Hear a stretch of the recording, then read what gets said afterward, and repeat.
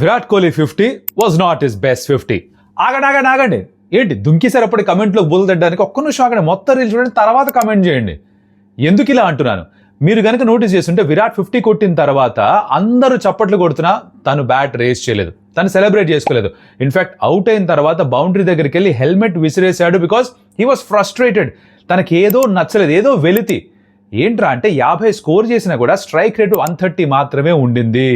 విరాట్ కోహ్లీ ఎన్ఫోర్సర్గా మారిపోయాడు. తన strike rate last 2-3 సీజన్స్గా 150-160 maintain చేస్తున్నాడు తను. ఈ ఇన్నింగ్స్లో అది కుదరలేదు. ఎందుకు ఇలా జరిగింది అది అర్థం చేసుకోవడం ఇంపార్టెంట్. నా usually Virat Kohli is a very busy player, కాన్స్టెంట్గా బాల్స్ ఫేస్ చేస్తూ ఉండడం తనకి ఇష్టం. కానీ ఫిల్ సాల్ట్ ఎప్పుడైతే ఫామ్లోకి వచ్చాడో ఎక్కువ శాతం ఆ పార్ట్నర్షిప్లో ఫిల్ సాల్టే స్ట్రైక్ ఉంచుకున్నాడు. దాంతో Virat Kohli could never get going. ఆ మొమెంటం తన వైపు అసలు రానే లేదు. He could never get those 1s and 2s and 4s and 6s. అది రాలేదు.